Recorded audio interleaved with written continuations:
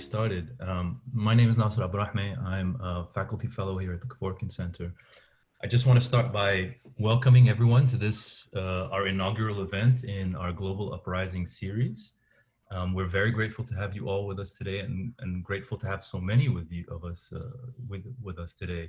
It's, I mean, a kind of tremendous turnout. We have about 120 people with us right now. About 400 people have registered, which is really incredible, and I think really testament to the power and the importance of the work that our panelists and our discussant have been doing for a very long time. So I really honestly cannot think of a better place and a better set of people to start this conversation with than what we have here today. So I'm very grateful for them for being with us today. I'm going to say a very brief word about the series and the event, and then a briefer word about format, and then I'll introduce the speakers very briefly and we can get started. So Global Uprising is a series of workshops that's going to run for the academic year. It's going to run this semester and next semester. And really it revolves around one very simple central question, which is, how can we rethink collective action from our present, right? And we've assumed as a kind of working premise that the present is no longer something in which uprising happens, but that the present, the time itself, in a certain sense, is uprising. It's defined by uprising.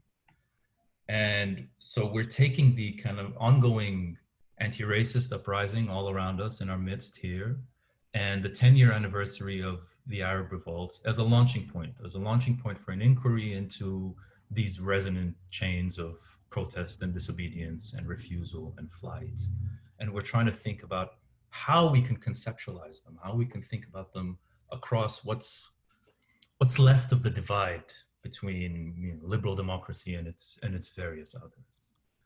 This session, today's event, is titled Racism, Racialization, Anti-Blackness. And we've asked our panelists to think about how uprising can be rethought in light of, on the one hand, the resurgence, the re-legitimization of increasingly lethal forms of racism, supremacy, anti-Blackness, but also on the other, the power and the beauty of anti-racist uprising, right? That has kind of breathed life again into the present.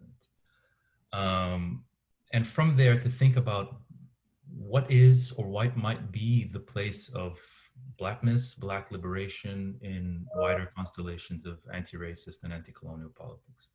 So we're very excited to get into that. I just want to, before I talk about format briefly, plug the rest of the series and other series we have at the Kevorkian. So this is the first event, as I said, in the Global Uprising series. I'd urge you all to kind of stay with us. The idea is that these series, these events are meant to be as cumulative and as open-ended as possible. So they're not one-off events, they're conversations that we're trying to build together. There is also another event series we have at the Kevorkian this year that is also running for the duration of the academic year called Digital Forays. It is really a kind of inquiry into what it means to think and work in a digital time. And the next event on September 24th will be a Digital Forays event called Mediating the News, Digital Platforms and Publics. So stay with us, please. I also want to, again, before I get to format, thank our colleagues at the Center for the Study of Africa and the African Diaspora for their generous support in co-sponsoring this event. So reformat. This is not a paper panel. This is meant to be as conversational as possible. Each of our panelists will have a 10-minute intervention into the stakes of the subject. They'll be responding to a set of prompts that we have sent them. This will be followed by a 30-minute discussion led by our discussant between the panelists and the discussant. After that, we're going to open it up to Q&A, and we'll invite you, everyone, the larger audience, to participate in the Q&A. There are various ways you can participate in the Q&A. You can use the raise hand function through Zoom, or you can use the chat to write out a question, either publicly, or you can DM the question to any one of the hosts. I ask that you please be as brief and as to the point as possible when you ask your questions. We will do our best. There are a lot of people here. We will do our best to answer and to get to as many questions as possible. But bear with us. You know, the operationally this is large, and fittingly so. But there might be hiccups along the way. So just bear with it. I want to also mention that this event will be recorded.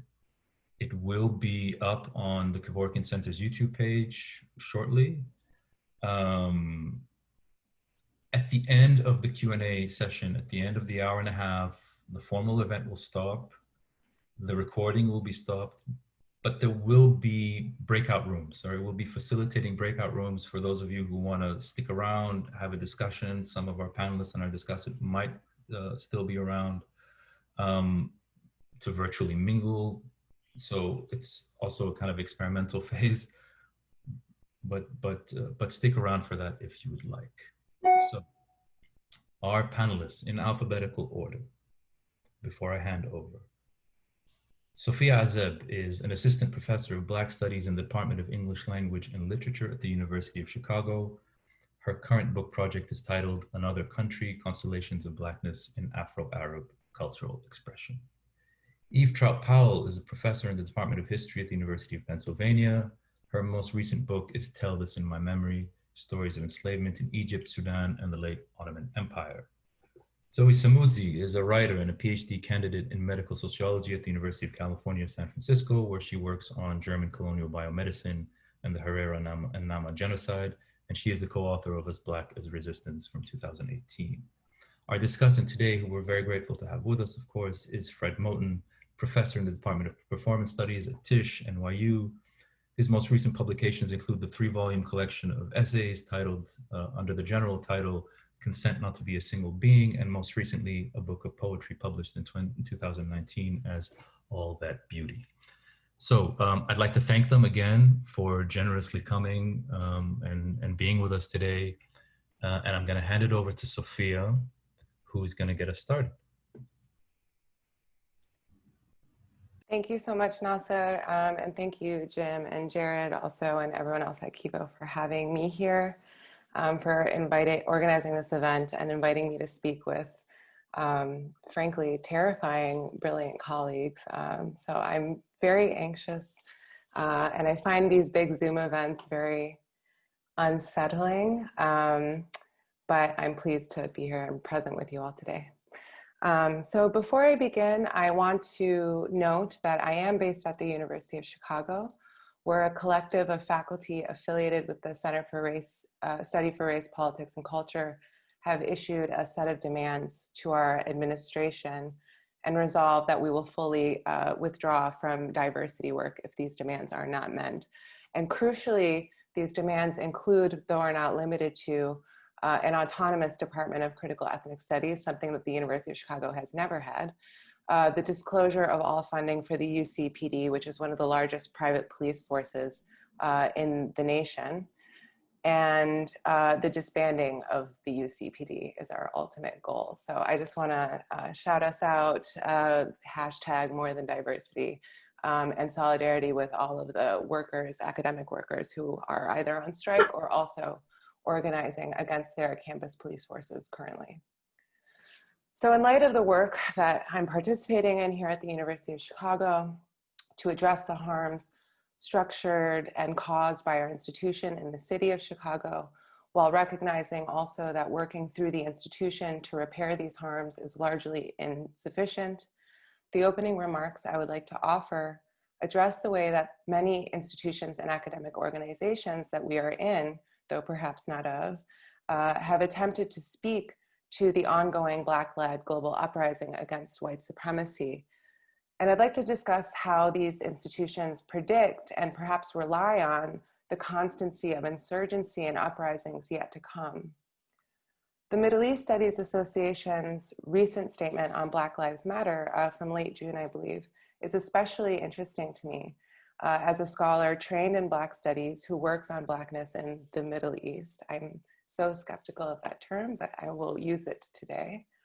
And as someone who is often asked to speak with colleagues in Middle East studies on this topic and related topics. The MESA statement stuck with me because of how it inadvertently illuminates a central and I think under-interrogated aspect of the work that many of us here are doing, as well as how it illuminates the need to interrogate our entry point into our work, our scholarly work, as well as our solidarity work. Pardon me. Ooh, I'm nervous, you can hear it. All right, I'm gonna put my glasses on and read a little bit more. So I'll read one section of the MESA statement that I found interesting. Quote, declaring our solidarity is not enough. MESA pledges to oppose anti-Black racist violence by addressing the structural injustice at work in our own organization, in the field of Middle East studies, and among communities in the region. As scholars in Middle East studies, Africana studies, and Islamic studies have taught us, this is a moment for reckoning with anti-Blackness and its entrenched field, and its entrenched history in our fields, classrooms, and communities in the region and diaspora. Now is the time to turn to anti-racist activists, as well as colleagues in Black studies and Indigenous studies for guidance on dismantling white supremacy. In this portion of the statement, Black studies and Indigenous studies are invoked as subsidiary or advisory fields of inquiry through which Middle East studies might reckon with its own participation in white supremacy on a global scale. Rather than something like we want to reorient and reimagine and realign our study so that the field of Middle East studies can begin to address and repair the harms that it and we may reproduce, the onus in part falls to those of us outside of Middle East studies, beyond Middle East studies, to do solidarity work that we, I would argue, in fact, cannot do. This language that I have seen in many other fields and academic organizations, this is not a problem in one field, we've seen this a lot recently, is usually accompanied by some version of an initiative to study race in X place, race in the Middle East, which was the title of a panel I was on with Eve actually at last year's MESA conference. This language in these initiatives obfuscates not only, of course, Black scholars and Indigenous scholars in Middle East studies already, but also those of us who perhaps work on the periphery of Middle East studies, but not in Middle East studies out of necessity. The study of race or race in Middle East studies as a gesture of redress is a rhetoric that displaces what, in fact, we study, that often objectifies Black people as a focus of study rather than leaders and partners and knowledge makers, and that places Black studies and Indigenous studies firmly outside of the scope of Middle East studies scholarship. As I primarily work on what I often refer to as translational Blackness, I really want to hone in on the language here, this grammar that shores up the boundaries of the study of the Middle East and of the African diaspora, while simultaneously apologizing for the structural injustice of a field for which these boundaries are primary infrastructure. I'm not a Middle East studies scholar because I could not be. The work that I do was not going to fit at the time that I entered my work. And that was made very clear to me, as an undergrad through graduate school. Black study for me, therefore, is not merely a field of inquiry or an avenue into the study of race, or an analytic that is subsidiary to the humanistic study of Western or Middle Eastern civilization. Rather, and here I'll quote C.L.R. James rather than Fred Moten, although I very well could and have before, Black studies is the complete reorganization of the intellectual life and historical outlook of the United States and world civilization as a whole. It is a chance to penetrate more into the fundamentals of Western civilization.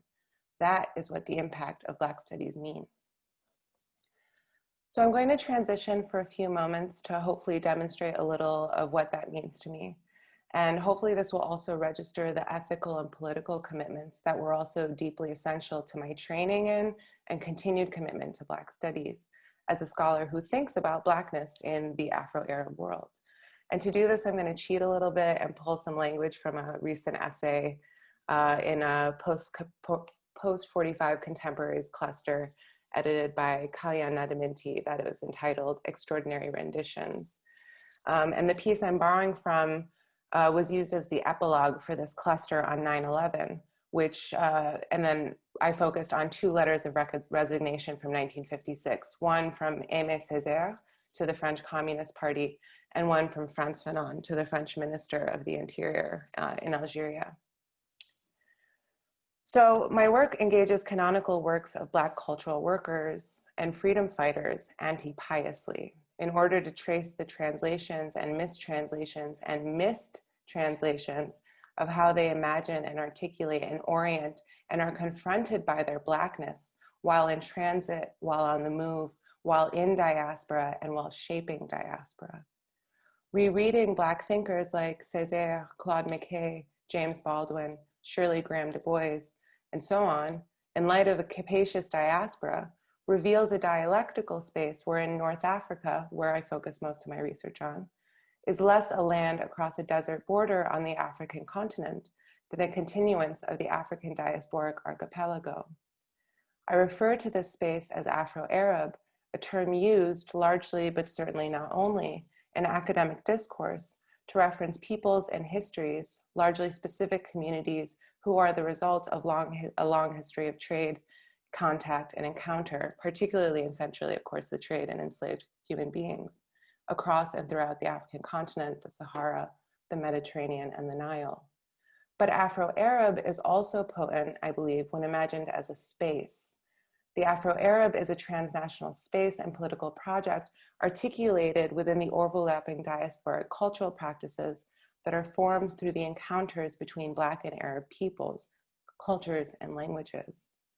Think, for instance, of James Baldwin's sudden recognition while living in France that Vous Américain included him, a queer Black man, as a tactical grammar intended to alienate Africans, including Algerians, from inhabiting the same particularities that Baldwin did. But Afro-Arab space does not only happen in conditions of shared catastrophe.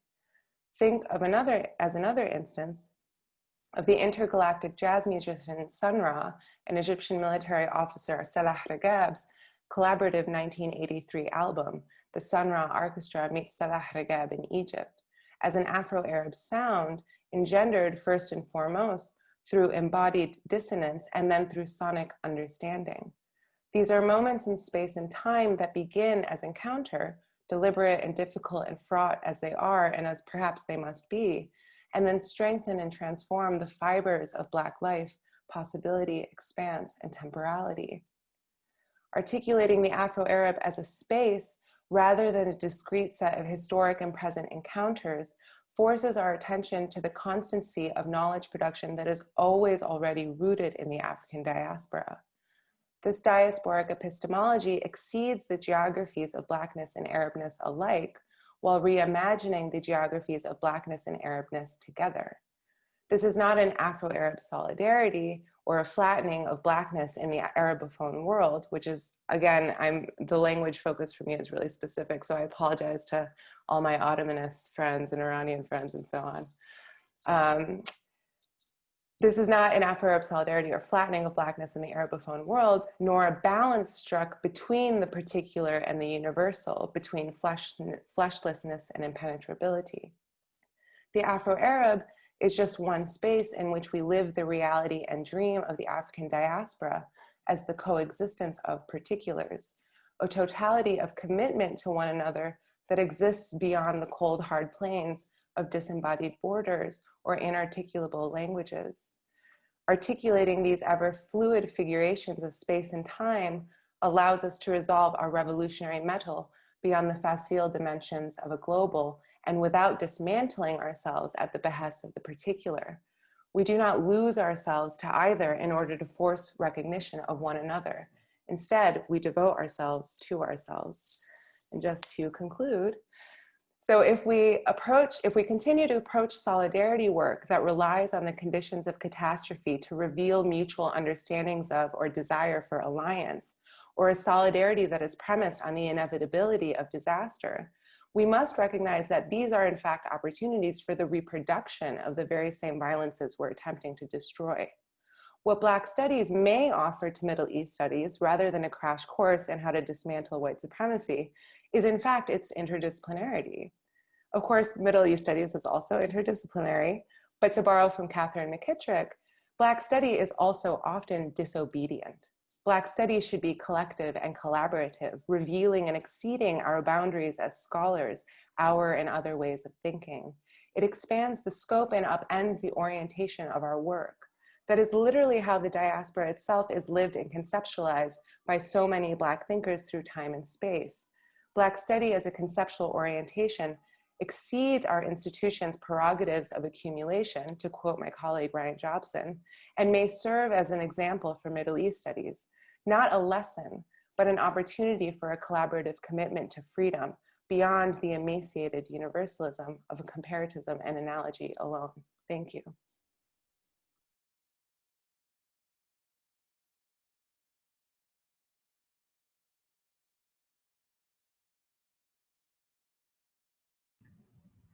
Thank you, Sophia.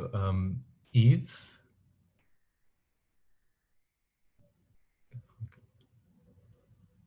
If we can't hear you, Eve. If you can unmute. Can you hear me now? Yes, you are. Okay. Thank you. Okay, thank you, Sophia, very much. I always love coming after you. I hope this becomes a tradition for us, being on panels together.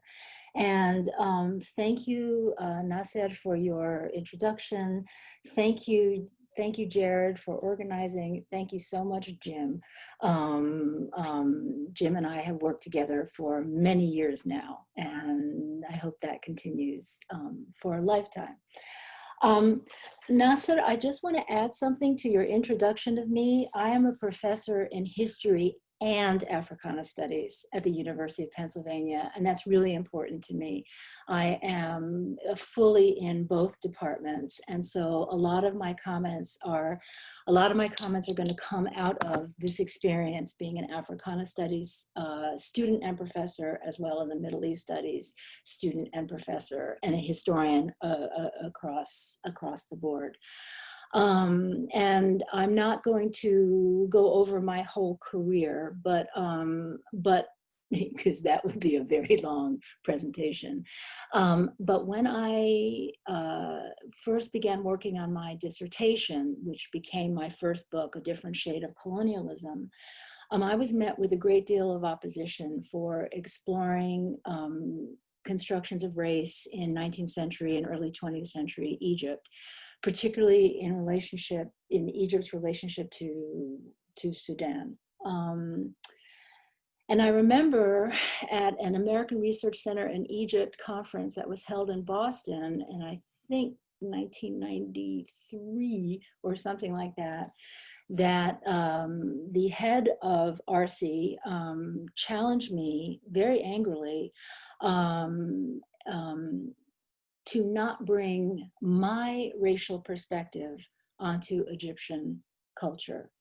And I remember, because I remember her looking at my name, looking at me, looking at my name, trying to decide where I was from, and then rightly assuming that I was American, she loudly and verbally segregated what she thought was my sense of race from what she saw as her sense of race, because she was an Egyptian.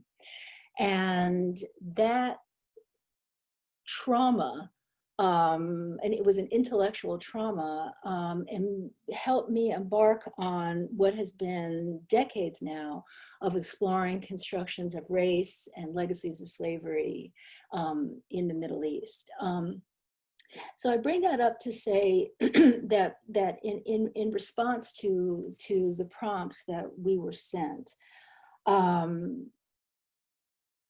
think that the sentiment that this scholar, this older scholar, had reacted to by focusing on me as a Black woman and what my construction of race was, that she felt had nothing to do, was completely alien from the streets of Cairo, for instance, that my having heard the term Abid used in reference to my Sudanese colleagues and friends had no relevance whatsoever. I think that has helped shape a certain anger of mine in what I would consider, and I'm echoing Sophie here, the segregation, the academic disciplinary segregation between Middle East studies and Africana studies. And it's voiced differently now, although and how it's presented different now, I think. Now how it's presented is in a resistance among many scholars of Middle East studies to any kind of theory that comes out of either Black studies or, as we call it at Penn, Africana studies, that bringing in theories from Africanaist scholars is anathema to a Middle Eastern studies approach.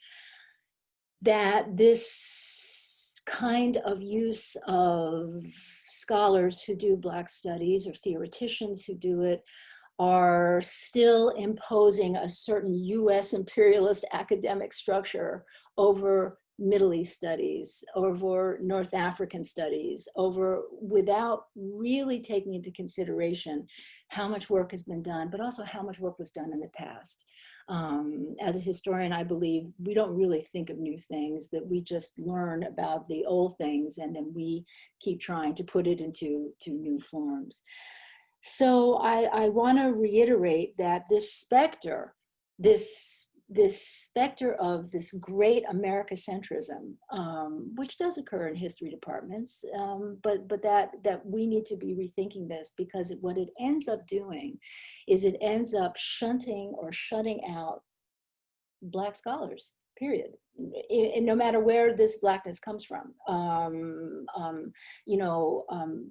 you can be all kinds of different Black. There are all kinds of different ways. And I remember when this scholar sort of tried to out me as a Black American, imposing my sense on her world, I'm thinking, I'm not even sure what my own racial constructions are. I'm working those out myself. And yet, she had moved me out. So I want to integrate the neighborhood.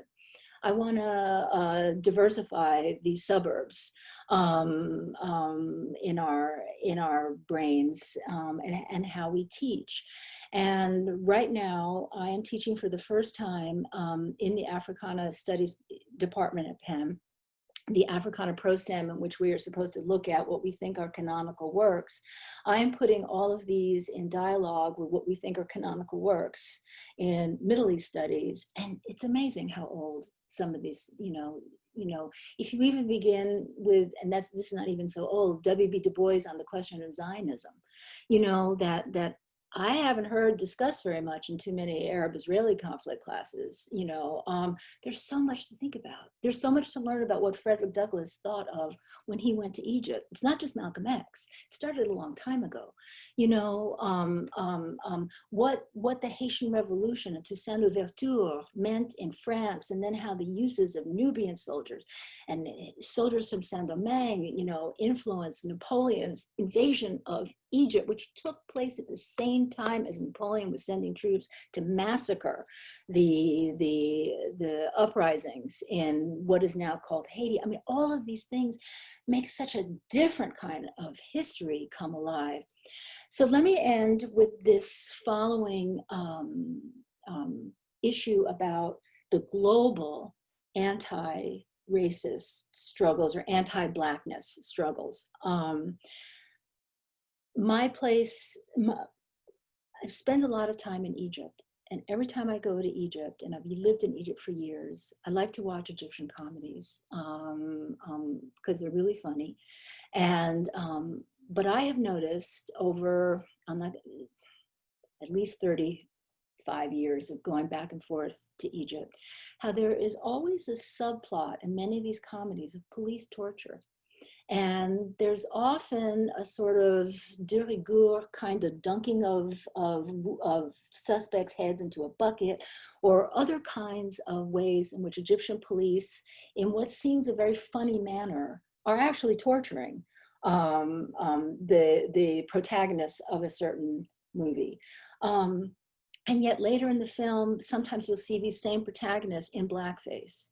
And what this means within the production of Egyptian comedies, and then what that means now with Black Lives Matter protests all over the world, and how has this translated into countries like Egypt, where the police, you can't do this anymore. That this was, 10 years ago, the Arab Revolt, or what was often called the Arab Spring.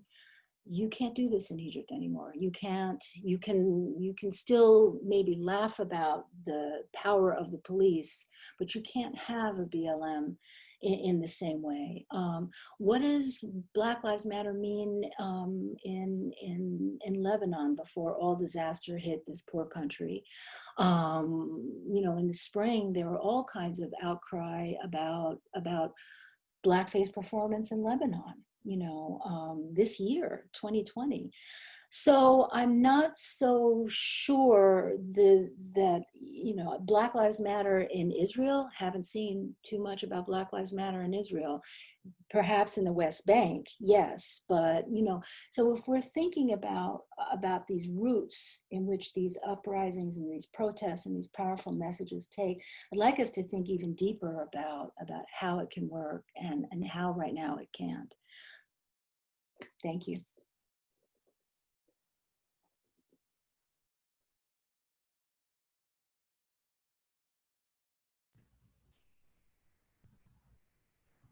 Zoe? Thank you, Eve. Zoe? Good afternoon, everyone. I think that today I'm going to talk a little bit about memory and the function of analogy. In Post-Colonial Melancholia, Paul Gilroy offers the two concepts of paralyzing guilt and productive shame as two approaches to state and community engagement to enactments of genocide, kind of conferring upon shame positively mobilizing qualities.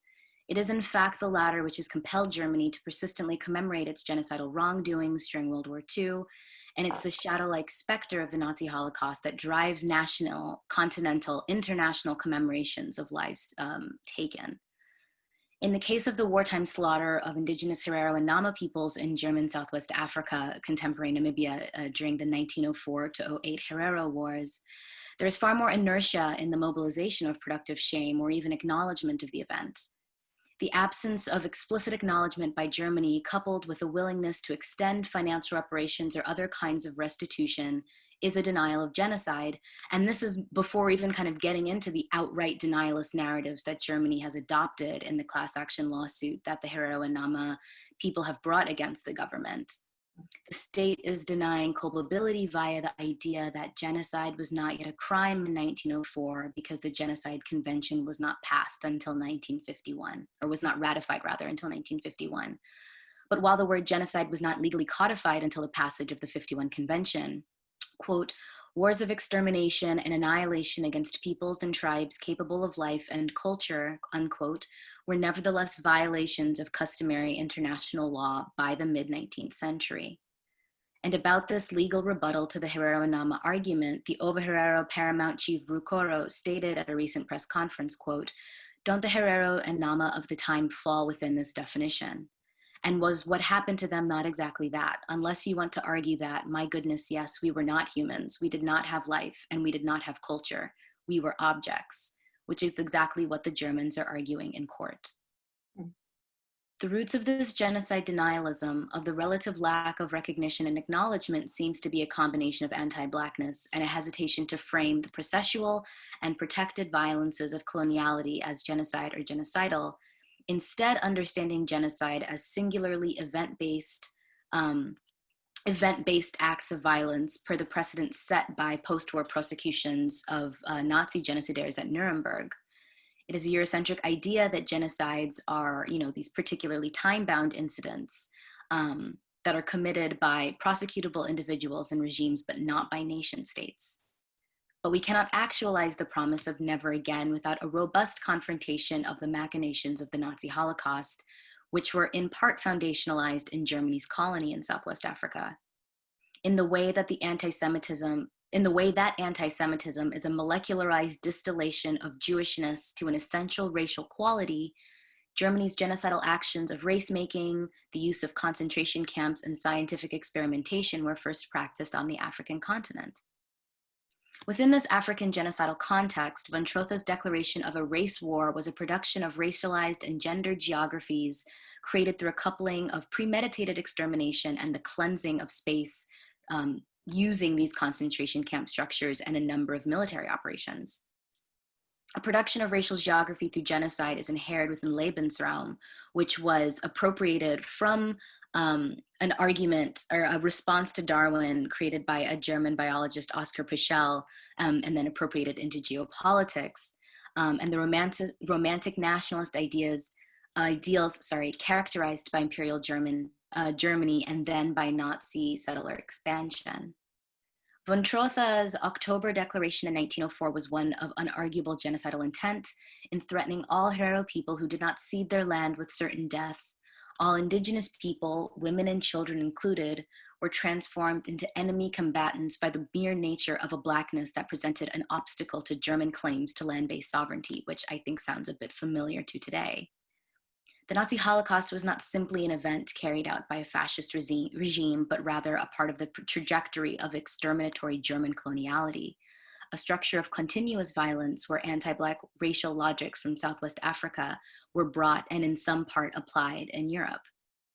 It is not simply by coincidence that the German champion of so-called bastard studies, Eugene Fischer, wrote extensively about the Rehoboth bastards and race mixing in German Southwest Africa.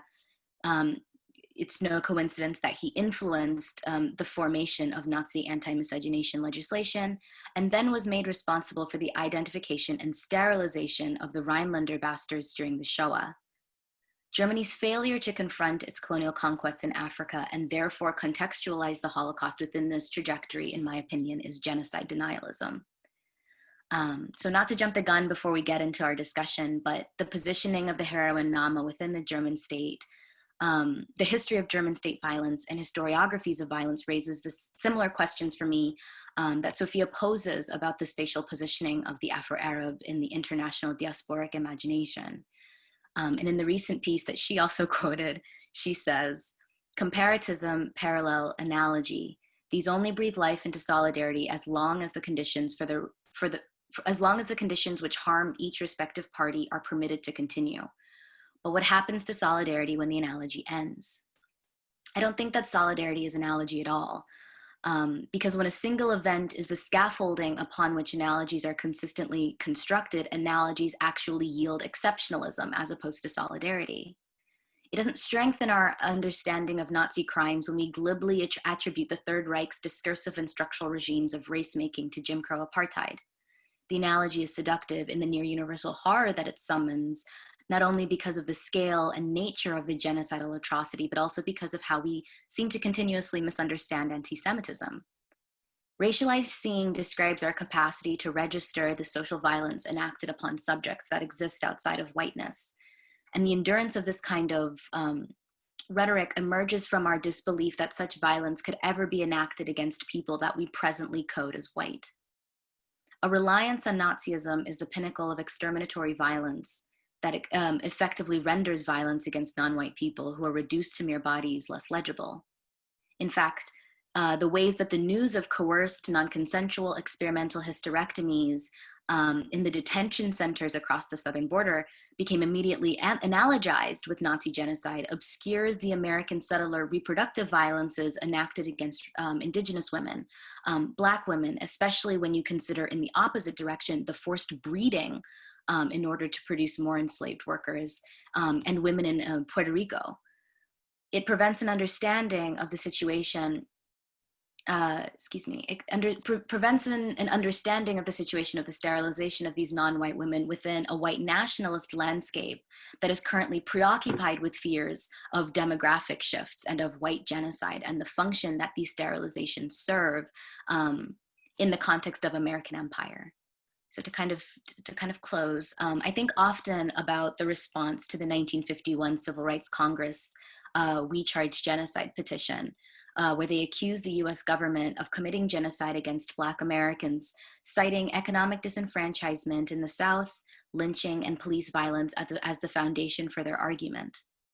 Raphael Lemkin, the Polish Jewish legal theorist who coined the term genocide, objected to these claims, in part arguing that Black people did not experience the, quote, destruction, death, and annihilation that would qualify as a genocide.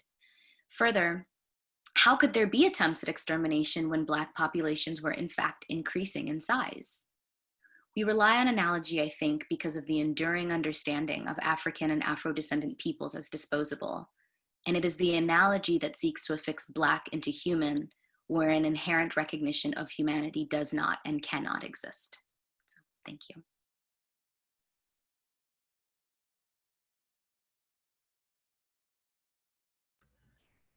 Thank you very much, Zoe. At this stage, I want to turn it over to Fred Moten, who is going to give us a few comments and questions and facilitate just a slightly wider discussion between himself and our three panelists. So over to you, Fred. Thank you so much, Nasser, and I wanted to thank Professor Azeb and Professor Troutt Powell and soon to be Professor Samudzi, I'm sure, for the wonderful presentations that you gave. I'm called upon to improvise, and even though I like to write about improvisation, I can't necessarily do it very well. So you have to forgive me. I'll try to be brief and just sort of think of some things or read some notes that I jotted down, not only in response to the presentations this afternoon, but also to my, reading your work over the course of time and years with such pleasure and with such profit to, if you excuse a dirty word. And also I want to thank you, Professor Abdulrahman, because I'm just struck by the way that you describe the time as being defined by uprising, in a way describing the present, but also time more generally as being defined by uprising. And I came to this meeting today just after my class this morning, and we were reading the epigraph written by Edouard Glissant that Patrick Chamoiseau chooses to begin his great novel, which is sort of so great that it's more than a novel, called Texaco. And in that epigraph, Glissant says something about how, within the context of this long meditation on Middle Passage, he talks about how part of what it is that transplanted and enslaved people are attempting to recover is not necessarily stability, but rather to recover instability. And I think that this desire to recover instability can be seen and associated with this sense of time as a kind of general uprising or a general insurgency, to recover the general insurgency, to recover the general uprising, not to recover stability, not to recover a home or a place in that respect. So I was happy to be reminded and to have that bridge between my class this morning and what we're doing now. Okay, I'm just going to read the notes I made, and I hope that they're sort of coherent. And if I do that, rather than try to talk a lot, we can get to the questions. And there are some questions there. So, okay. So I also had a chance to read the beautiful piece that you wrote, Professor Azeb, in Post 45. And I think of it, you frame it or entitle it in relation to, by way of a relation between the Antilles and the Afro-Arab as sort of spaces. But in my mind, I think of, I guess I retitled it in my mind. Forgive me for being so presumptuous, and I just want to call it the 2 letters of resignation, the 2 modes of resignation. So first, anyway, 2 letters of resignation: Fanon's from the French medical ministry in Algeria, Césare's from the French Communist Party. let's think about the entanglement of demand and resignation. And I was thinking about this because of the way you prefaced your remarks by referring to the brave demands that you and your colleagues are making at the University of Chicago now. But the reason I was thinking of, well, so I'm torn between reading and talking. I don't know what I should do. Okay, but I always think of two really interesting problematizations of the notion of the demand. So one is the famous formulation that Frederick Douglass makes, that power concedes nothing without a demand. The other is a formulation that's made in these really rich and brilliant sort of surreptitious ways throughout Black Skin, White Mask, in which Fanon talks about what I think of as the neurotics or the neurosis of the demand. That in order to make a demand, in a sense, he's saying you have to be crazy, right? Or that you have to stand outside of any kind of normative sense of normative psychological stability or comportment. I'm interested in the relationship between resignation and the demand. And I'm interested in it because of the double valence of the term resignation, which can imply both withdrawal or disavowal. I resign from this evil institution. I no longer choose to work within it or to work for it or to be associated with it. And obviously that notion of resignation is given both with regard to Césaire's resignation from the FCP and with regard to, Fanon's resignation from the institutionalized brutalities that he was being, in a certain sense, asked to co-sign for as a member of the French medical ministry in Algeria. But there's also resignation at the level of a kind of acceptance.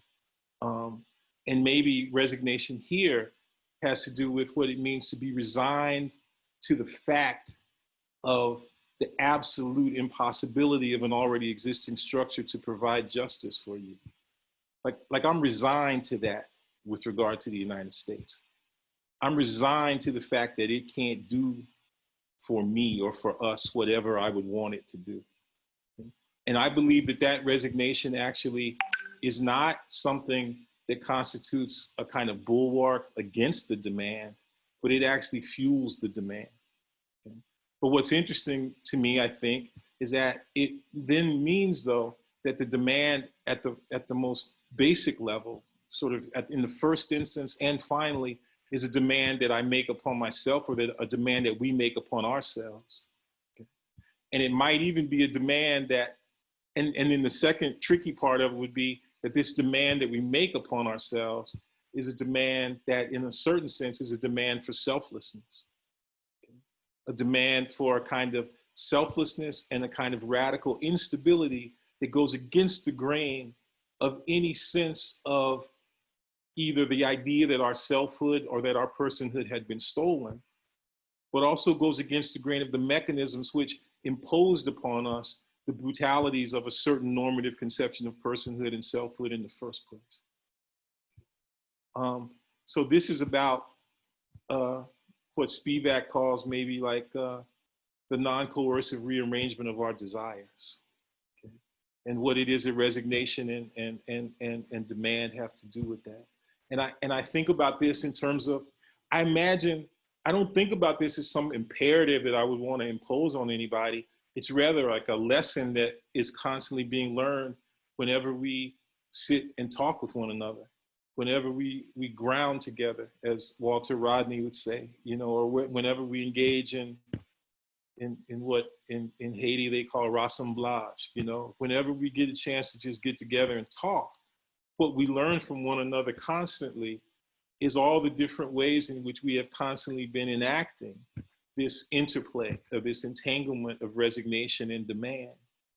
I hear it in the way that you describe, Professor Troutt Powell, your encounter with the Egyptian scholar who just couldn't possibly believe that you would have anything to say to her, And there's this thing where it's like, well, on the one hand, I got a lot to say to you.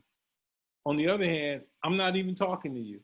and I'm not even actually really thinking about you, okay?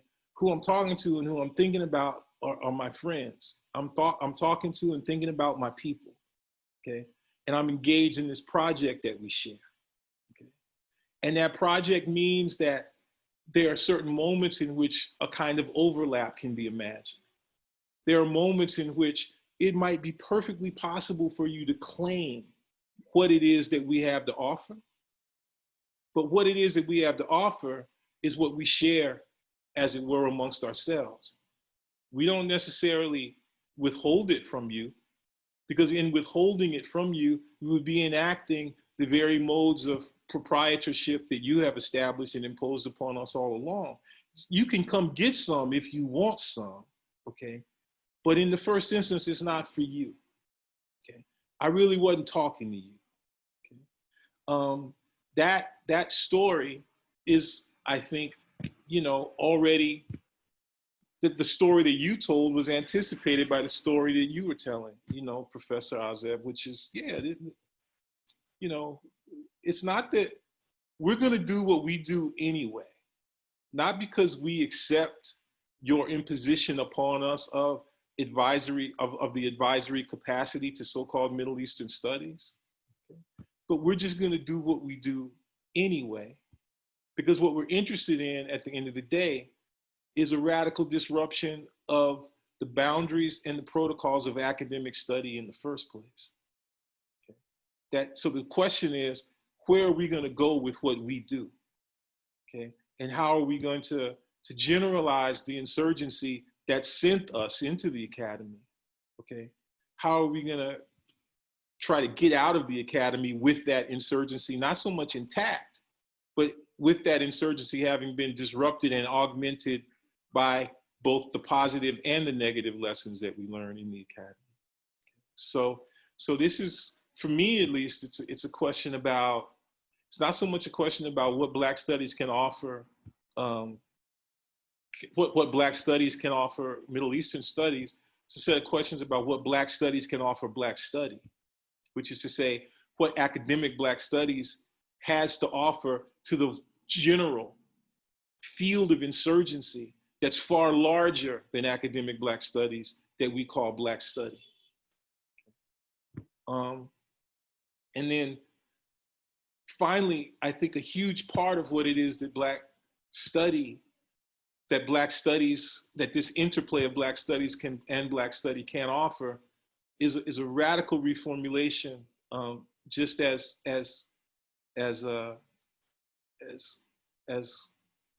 I'm just going to go ahead and call you Professor Samudzi has offered us, which is that we have to constantly corrode and constantly refuse what Foucault used to call conquest denial, but which I think is actually far more important to understand also as genocide denial in the way that you have given to us. And that means, as you suggest rightly, that we have to refuse the over-prioritization of the event as something which can be defined easily by a beginning and an end. That the beginning of the event of the Holocaust, as you rightly point out, is non-local to the Holocaust, right?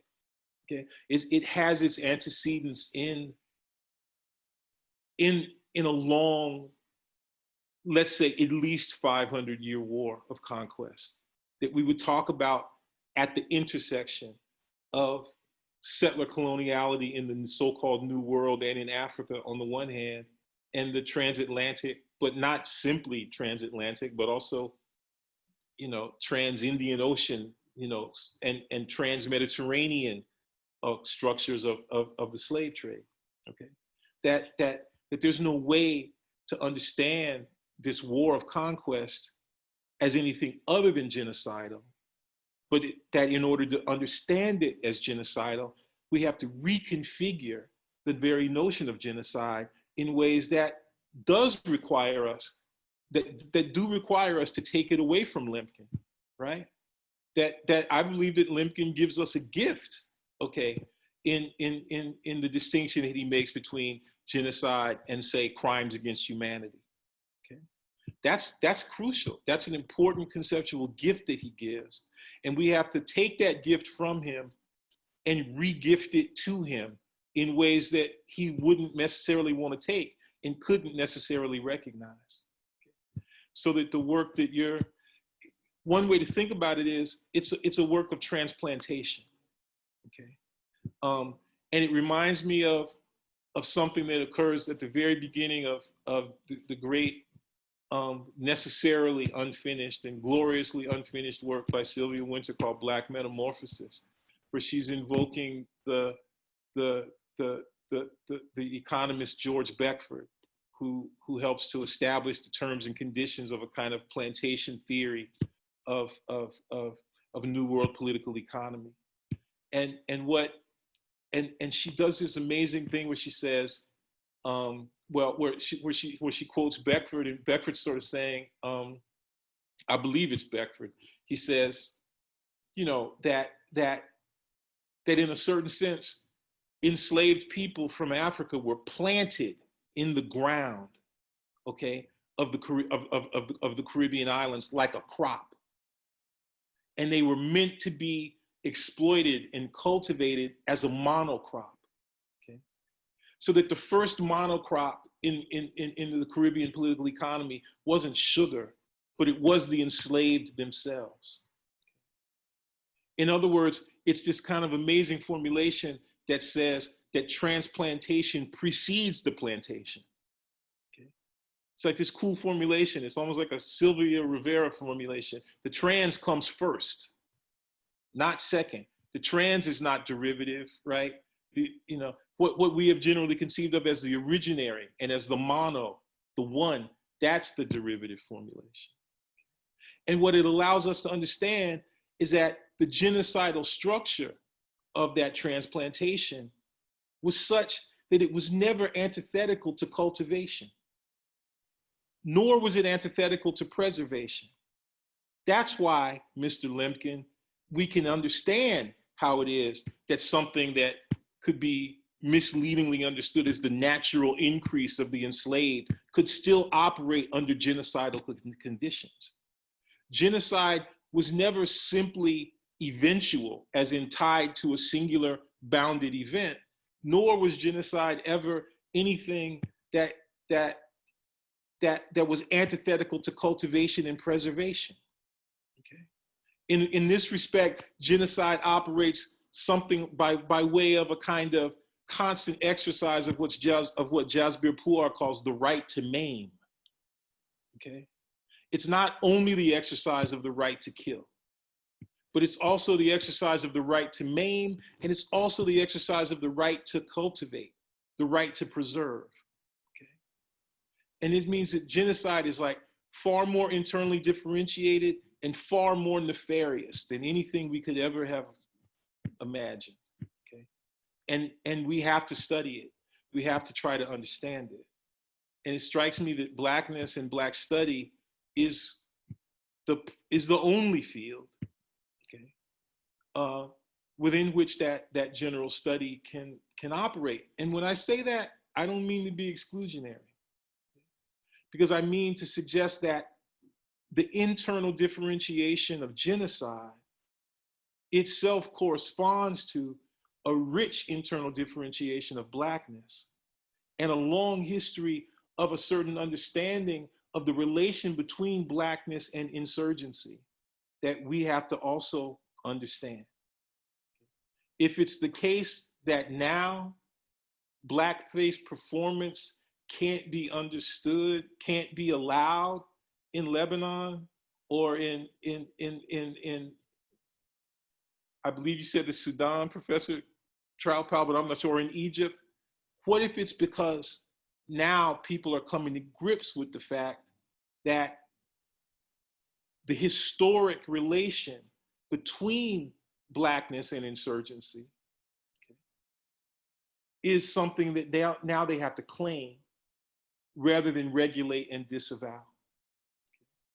And in this respect, it harkens back to something that I learned from reading, again, your brilliant book, Tell This in My Memory, that what's at stake for us now is to escape and to fight the regime in which the abolitionists set the terms for our suffering. You know, this is crucial. I'm keep waiting for the hand for the thumbs up, but it's not coming. I'm sure I've taken over too much of my time, but I'll shut up now. I had questions, but I decided to talk instead of read what I wrote. So I'll just shut up now, but I'm sure I can formulate some questions, but hopefully what I said is something that just illuminates what I'm sure everybody could see, which is both the brilliance of the presentations and the entanglement of the presentations. So thank you. Thank you. That's really tremendous. I want to give some time to our panelists just to see if there's anything they'd like to respond to or engage with that.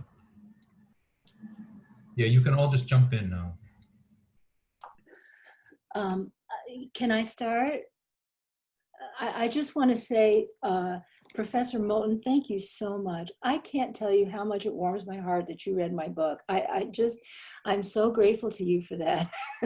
And I really appreciate that. Just as I really appreciate the Dr. Azeb's and Dr. Samudzi's presentations, but it really touches me. And I just want to say something about the last thing you said about Blackface claiming the insurgency in places like Egypt and Lebanon. It's a very interesting point, and it leads me to want to revisit Eric Lott's Love and Theft, and this whole idea of minstrelsy is a sort of destructive love, but still a love. And I'm teaching in the spring a course on global Blackface, minstrelsy, and passing. Mm-hmm. And I will be thinking about your comments and hope to be able to communicate with you about this, because I really appreciate what you said. Thank you.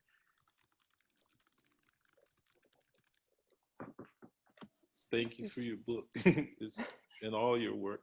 Thank you. Thank you for yours. Zoe, did you want to go?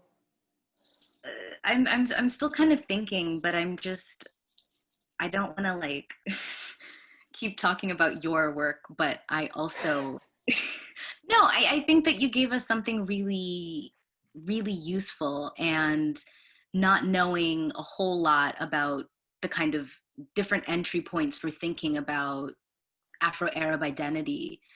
I really like your conceptualization of space. And I'm just thinking about, I don't really have a complete thought for this, but I'm thinking a lot about, you know, what Professor Moten described as this kind of refusal of the over-prioritization of event as singular, and the way that you are really questioning the function and the utility of analogy as the building block of solidarity. And like, what does it mean that, you know, the only way that we can begin to kind of understand and conceptualize solidarity is to kind of truncate historical phenomenon? Because according to the Herero and Nama, who are still fighting to get skulls from the American Museum of Natural History and other institutions, the genocide is still ongoing. And that isn't quite as neat. That isn't quite as neat of an analogy as other kind of violent phenomenon that we can or even the Herero Wars, for example. Like, the war ended in 1908, but the genocide is ongoing. And this idea of kind of wresting the concept away from Lemkin is one that I really appreciate, especially when you really read his deep opposition to the We Charge Genocide petition, one of them being that, you know, Robeson and Patterson were communists and they must be agents of the Soviet Union, and it is going to undermine the attention that we ought to be paying to the genocidal crimes committed by the Soviet Union. And then he also went on to deny the Herero and Nama genocide by saying that the real crime was that Germany did not do indirect colonization and instead attempted a settler structure. So I'm just thinking a lot with what was said here, and yeah, thank you for the comments. I'll echo the thanks, Professor Moten. I'm flabbergasted that you read my little essay, and I really appreciate the push to think through, I guess in my case, the invoking of Black study as an analogy here as well for how to not just do this work, but also how we move it beyond the insufficiency of focusing it on the academy and on academic work. And I also, like Zoe, need more time to think about all of what you've offered. And also, it's just such a pleasure to hear Zoe and Eve talk about their work. And of course, Eve, it's always scary to speak with you, although I would also like to make this a tradition, because your work formulated the promise of collapsing these boundaries, because you've been doing this work, right, across fields, and in spite of the boundaries of these fields for quite some time. So I have a lot to continue thinking about, but I suppose just on this idea, Professor Moten, that you mentioned, and I'll restate it very poorly, but on the sort of two functions of resignation, and on the instability of the demand. I thought of Mahmoud Darwish writing about his own sort of disarticulation and exile, of course, from the perspective of a Palestinian poet, or as he asks, you know, what does it mean to be a Palestinian and a poet? And what does it mean to be a poet and Palestinian? And so I luckily have all the poetry behind me. So I pulled Darwish's In the Presence of Absence off the wall. And when I think about the demand and of resignation, I think that for Darwish, they were entwined, to be resigned to being in exile, but also always demanding recognition, right, as Palestinian. These are twin conditions. And so this one section that I love, which is also, I guess, to your point, how do we generalize insurgency? How do we generalize these uprisings beyond the academy? Mahmoud Darwish writes, "What will you write without exile? What will you write without the occupation? The existing occupation is what hinders the efficacy of the imagination. What will you write without exile? I am asked. I will write better." And I think that's all I can really articulate, and I didn't even do it, Mahmoud Darwish did it for me. It's all I can really articulate at this point when I think about the instability of the demand and what it means to make demands. And a fair point, I guess I would say also our administration definitely thinks that we are unstable for making the demands that we have. So I will embrace the Fanonian approach to demand and resignation on this point. So thank you all so much.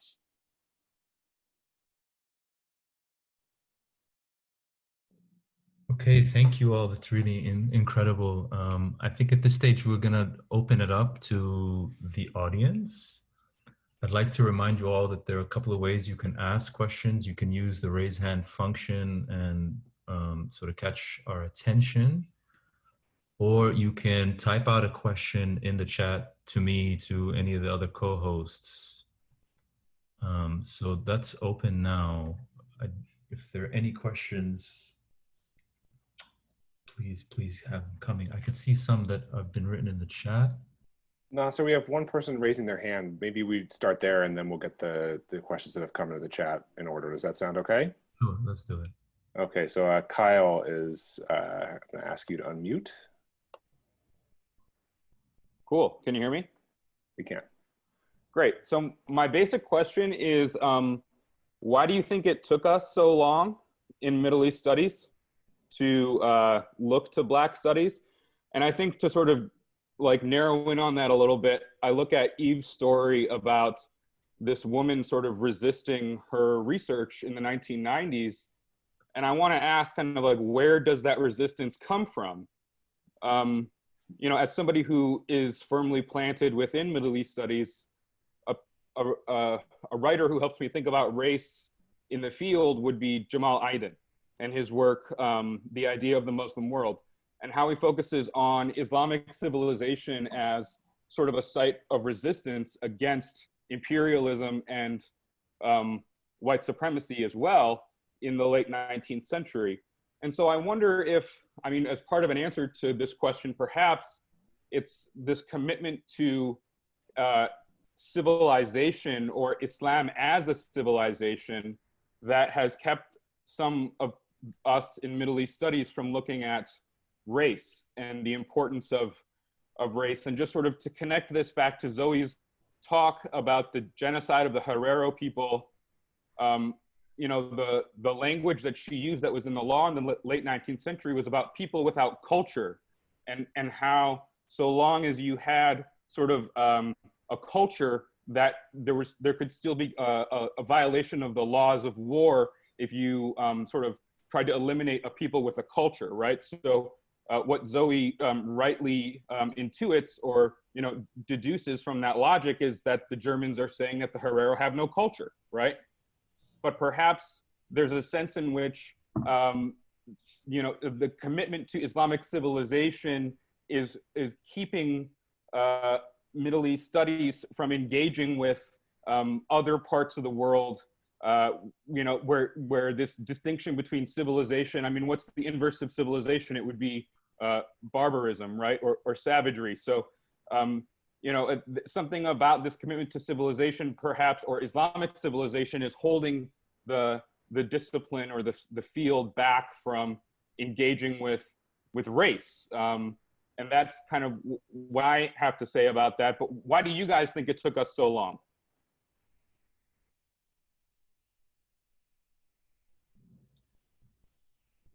I just want to clarify that I'm not part of the Middle East Studies field. I'm not trained in Middle East Studies, but I think maybe your question speaks to, again, this sort of collapsing of the study of race with an attention to like Black and Indigenous people in the Middle East already, which are different kind of categories and approaches of analysis. That's my perspective here.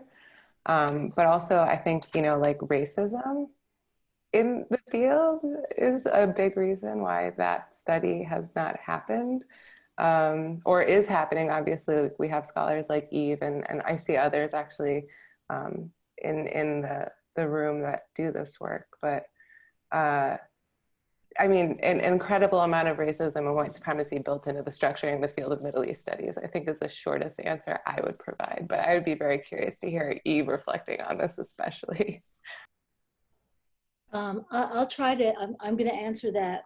I'm going to answer that as quickly as I can. Two answers. I think that in the early 90s, I think it's important to remember that there have been many times in which Middle East studies has itself been very insurgent. And I think that one of the things that really framed from the late 60s onward was with what was going on in Israel and Palestine was this idea that Arabs were themselves very racist because they were intrinsically anti-Semitic. And so that any kind of, you know, any kind of question about race made the field vulnerable to this question of anti-Semitism. That's one answer. The second answer to your question, Kyle, is that this idea about sort of Islamic civilizations, it would be really great to take a look at Sherman Jackson's Islam and the Black American, I think I have the title right, in which he because I mean, Sherman is in so many of these fields, and it's really interesting to see how different kinds of studies of Islam in general have also avoided Islam in the diaspora, particularly Islam in the African American diaspora. And there's a recent work, there's a dissertation not yet published by Rasul Miller, who's now at UCLA, about this, sort of talking in dialogue with Sherman Jackson about this. So there's a lot of good work on this.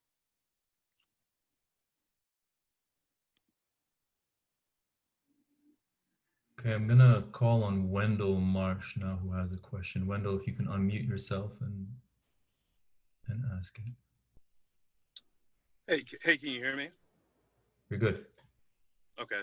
Yeah, thank you, Nasser, for kind of giving a space to think with these great panelists.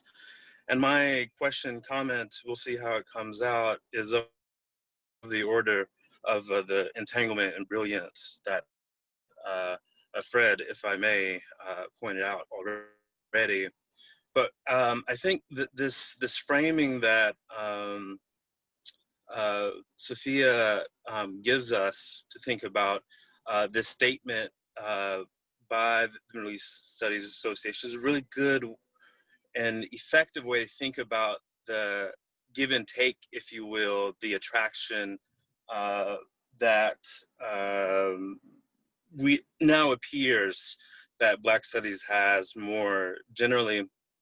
But then, you know, as I was listening to E's presentation, if I may,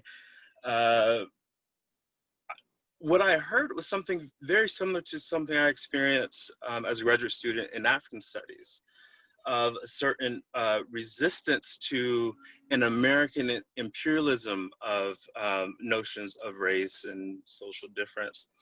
And that had me to start thinking that this, what really is at question, or one of the things that is in question, is a difference between the ethnic studies kind of paradigm and the area studies one. And it seems to me that if we use this notion of translation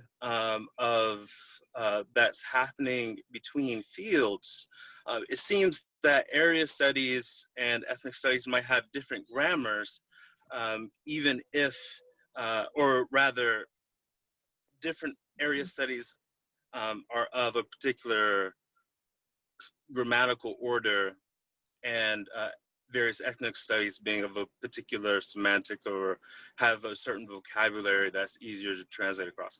My point here is something like this, that if there's a particular difficulty in translating across ethnic studies and area studies, given the contradictory history of those fields in relation to American empire, right?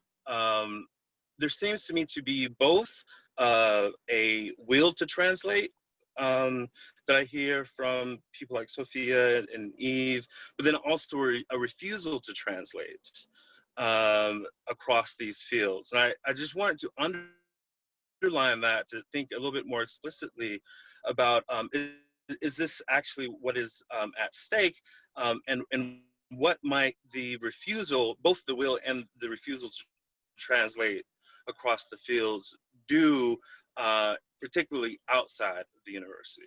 Mm-hmm.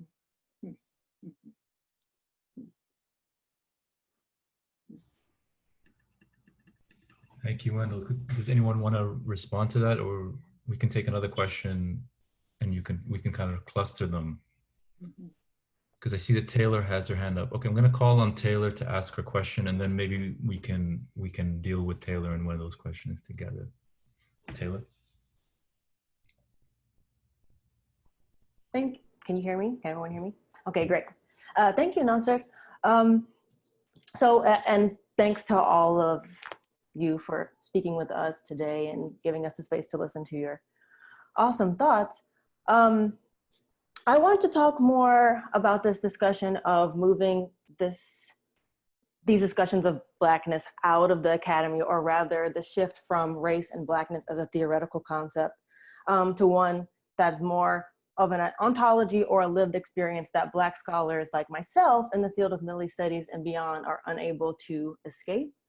And I wanted to ground my comment really in this larger discussion about the MESA statement on race and anti-Blackness, because I think what most people don't know is that myself and a group of junior Black scholars and graduate students fought really hard behind the scenes and were forced to negotiate the language of our existence, really, to figure out what is a way to get an institution to put out a statement like that, period, but then also put one that honors what we think we should be fighting for, whether as Black Americans or as Black folks from the region.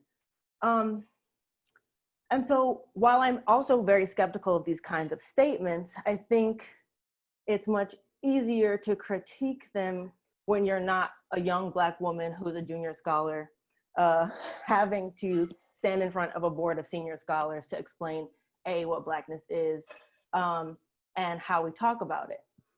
And I also think what's important is that we keep talking about how Black scholars in the field are being made invisible or obfuscated, but we are here, we're engaging with Black studies, our work is grounded in critical race studies. And so I would like to know more about this concept of Afro-Arab space, because in this particular moment, especially with my experiences with Arab colleagues, Turkish colleagues, Persian colleagues, and white colleagues, there's been a move to constantly recenter the Arab or the Turk or the Persian in lieu of actually talking about Blackness and what that means, and talking about what it means to be Black in our field, Black in the classroom, Black in our language classes, Black applying for these grants. And it just seems like these discussions can too easily devolve into Arab American academics acting like they're the savior of Black folks or the saviors of Black studies. And so I just want to know more about what this looks like when we're not talking about things in a very theoretical aspect, but also understanding the difficulty of negotiating these kinds of terms with institutions. With Sophia, it seems like you have a lot of experience doing in your department. So if you have any comments on that, I would love to hear more. I'm going to turn it back now because those are two big substantive questions to our panelists and our discussant, and let's hear from them. Taylor, as always, a voice of clarity. So thank you so much.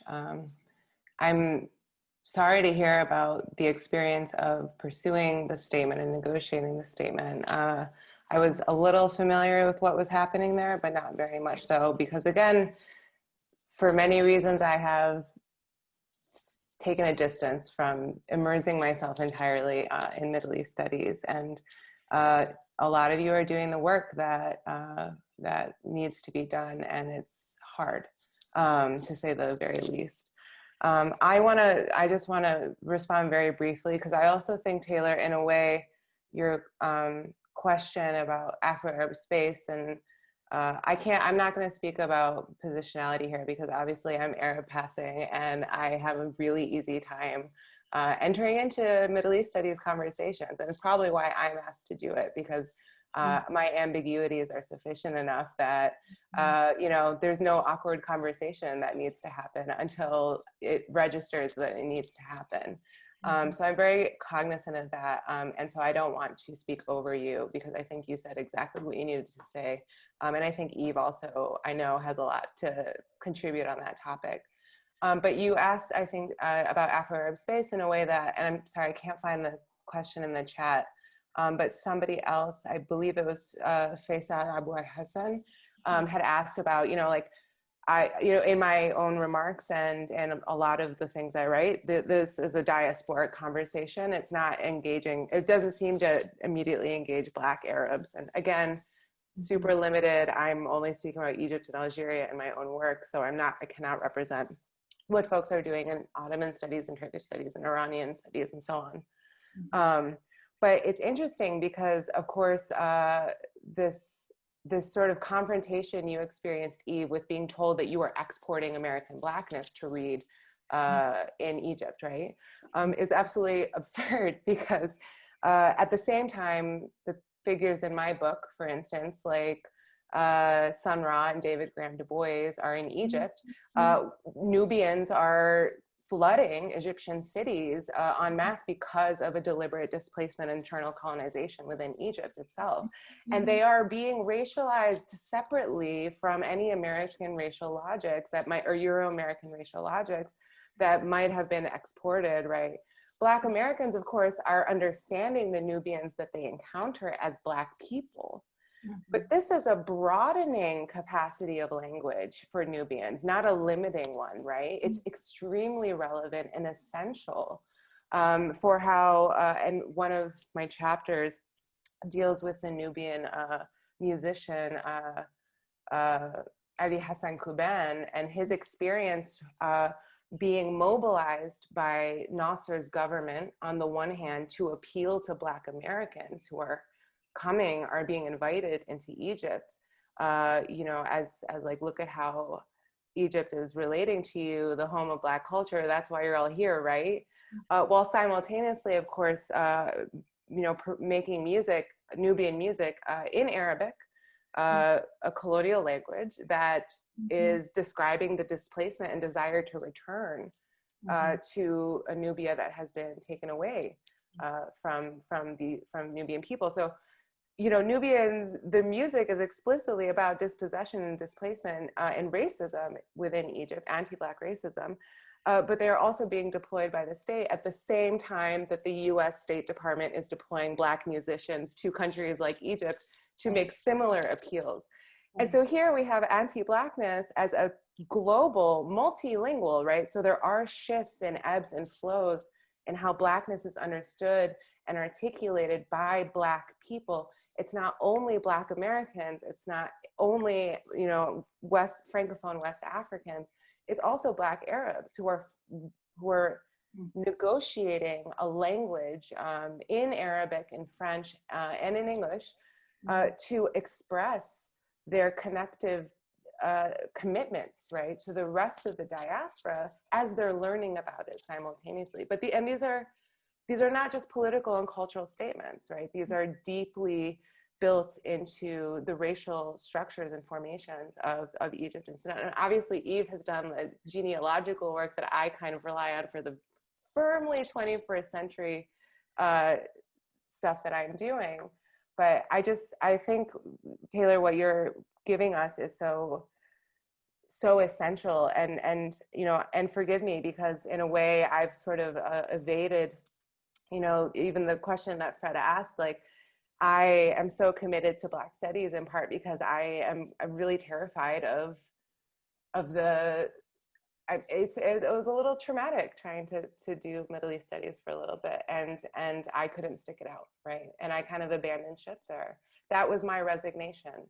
And it was one that responded totally to what felt like an insurmountable power of white supremacy in a certain field. And I'm going to stop there, but thank you.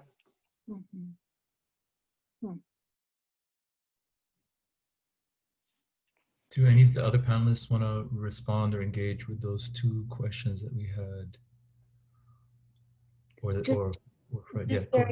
Very quickly, because I know we're about to cut off, to Wendell's question. Wendell, I think Taylor answered it in many ways. And I think that this idea of translation is met with both acceptance and resistance. And I think that's a big part of the work that we do. And sometimes it doesn't work. I mean, what Taylor went through pulling together that statement for MESA, and we talked about it, Taylor and I talked about it at the time, is an example of that. And hierarchies within how these narratives and statements get made is something to think about.